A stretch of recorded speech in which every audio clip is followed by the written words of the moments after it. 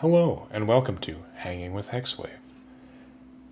This time, we're going to be going over the LFO settings in a way that maybe we'll explain it to you in a way that you can use it rhythmically, because if you're anything like me, you're a moron, and numbers mean nothing to you, so you're in the right place. Anyways, so we'll just have a initialized patch here, and so let's just put 4 on the floor. Boom, boom, hooray. And then let's go to track 5, which is set to tone. And put 1 trig down. Set it to 16 so that it just drones. So that's what we got. Hooray. Now let's go to the LFO. So, the LFO, the big mystery. Speed and the mult. I never really could figure out what is going on there, what to change, how to get it like synced. I'd end up getting it synced kind of accidentally sometimes. And I never really knew what I was doing. But thanks to a video that I saw by, I can't remember their name, but I will link the original video in the description, as well as a comment that elaborated on some stuff. Thanks to watching that yesterday, I finally actually understand this, and I feel like it has greatly grown my ability to use LFOs rhythmically, which is one of the most fun ways to use them. So the long and short of it, without explaining anything, set the speed to 16 and the BPM to 32. And I actually set a destination because currently it is doing nothing, you idiot. So let's set it to feedback because that will be noticeable. Just max it out. And we will set it to trig mode, even though if it's set properly, it shouldn't really matter because it should be going in sync anyways. But just for shits and giggles. And then we'll put it on square so it's really noticeable. 1, 2, 3, 4. 1, 2, 3, 4. So when it's set to 16 and 32, then it will be hitting every 4th beat. So, but if you keep speed locked at 16, you can change BPM, and now it's doing 8 steps per page, and then 128, it's doing a full LFO cycle for every step here. So the magic number, because what it's actually doing is some stupid math, because this is based off of some old Elektron devices that I never used. The oldest one I used was the Octatrack, but this was the Monomachine and the Machinedrum. Apparently all the parameters were from 1 to 128, so everything is kind of based off of that. So literally what's happening here is it's taking these two numbers, whatever they are in whatever order, and multiplying them together, and then the result is what happens here. And the magic number is 2048. If you're at 2048, which is what 16 times 128 is, then you're going to have 1 LFO cycle per every step. And if it's set to BPM sync, it doesn't matter what the BPM is, it'll stay synced. So that is cool. So yeah, and just to demonstrate again, let's set, so again, the speed is 16 to 32 like at the beginning, 1, 2, 3, 4. If you set the BPM to 16 and then the speed to 32, it's exactly the same. So just remember that those two numbers, besides the ranges that they go to and some of the other function we'll get into, they aren't different. They're just numbers being multiplied together. So the best way to do it is to use speed to set the baseline. 16 is the most common for if you're doing most like basic time synced rhythmic things. So you can pretty much a lot of the time just snap speed to 16 and then you'll be good. And then the BPM will be all of your subdivisions or whatever, and like different speeds of how many notes you want it to go through, whatever. Yeah, so like I think, let's see, 16 times 8 is one cycle per page, so it takes 16 whole steps to go through the LFO cycle, and then 16 and 16 will be 2, 1, 2, 1, 2. Yeah, so these are like 128, 256, 512, 1024, 2048. Whatever it adds up to being one of those numbers will be those different subdivisions of notes. But instead of thinking about the math, just remember what gives you the results. Again, 16 will be a good lock-in, and then use the BPM to change. If you go to the non-BPM synced ones, they are also BPM synced if you are on 120 BPM. They kind of are based around that.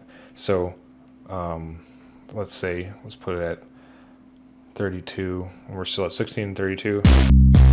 Still BPM synced because we're at 120. But then if I change the tempo, then it keeps going the same speed, but the tempo is different. So, obviously that's how it works. But just to let you know, the non-BPM synced one is based off of 120 beats.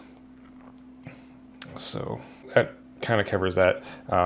The other thing would be if you want to do triplets, any of the in-between ones, so 8, 12, and sorry, not 8.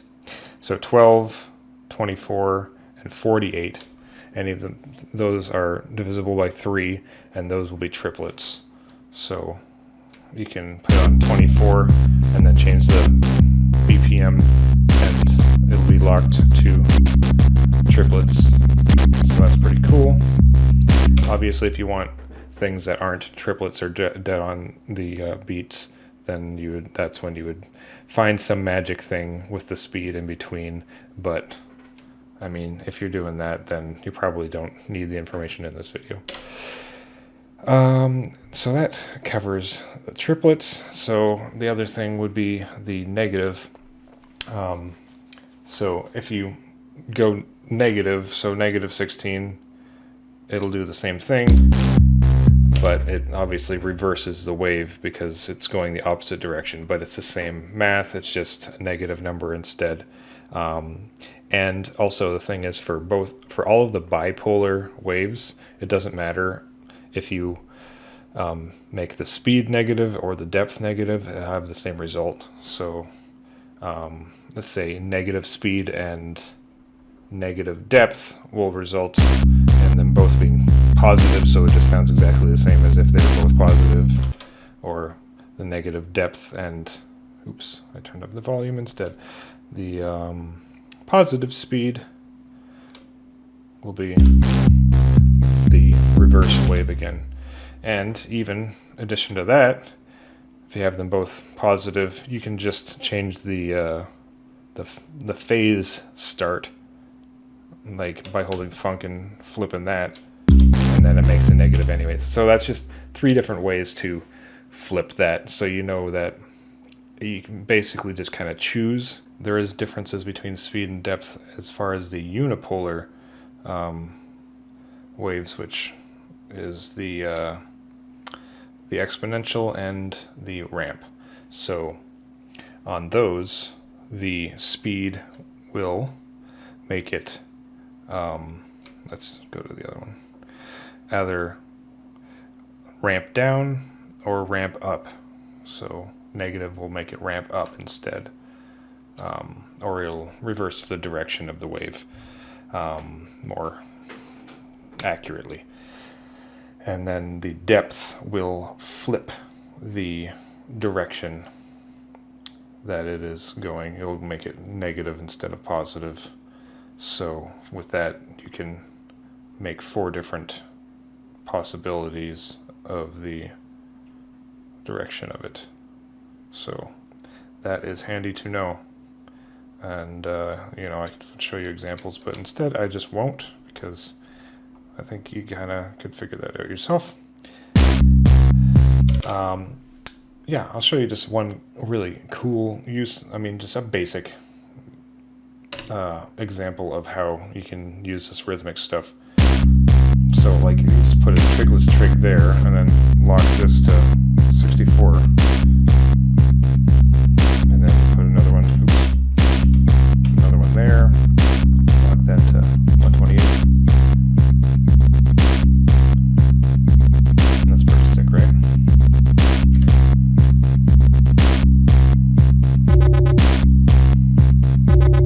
Oops, we're making dubstep.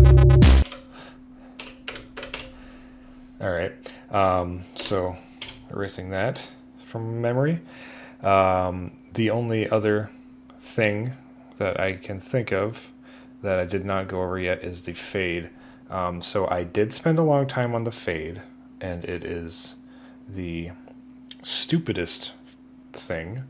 It is not nearly as logical, and I don't want to spend a long time on it because I'm not entirely clear on it.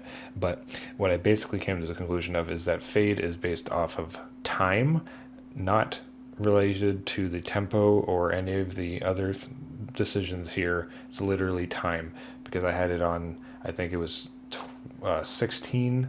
I can't remember if it was positive or negative, but with it on 16, no matter what the tempo was or any of the multiplier or anything options, it took about 12 seconds of actual time to fade in or out, whichever I was doing.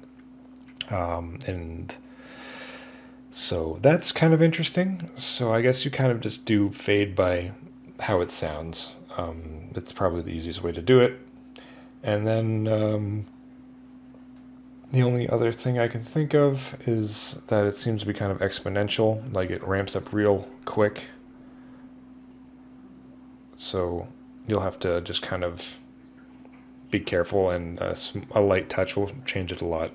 But yeah, anyways, that's fade. You can experiment with that. But yeah, there's lots of stuff you can do with rhythmic LFOs, like an insane amount of things, and you can have the other LFO changing the multiplier. Now that you have the speed locked into somewhere where you know that it'll be the right divisions, you can go the other one and use the LFO to change the oh shit, maybe we should just do that, huh? I haven't actually done that yet, but that should be pretty. I mean, people do this stuff all the time, and this is very basic to a lot of people. So people are probably like, "Oh my god, you have electrons and you don't do that?" Whatever. Okay, I do a lot of cool stuff with electrons, but math confuses me, so I kind of just get lost here. But now I understand it. Anyways, let's go to the other LFO and set the destination of that to the LFO 1 multiplier. And then, so here's, okay, when trying to think of the speed for this, let's just do it to that. Okay.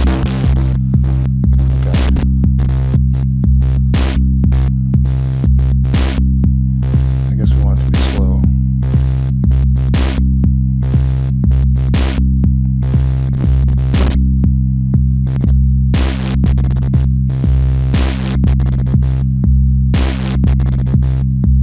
Well, that's harder than I thought.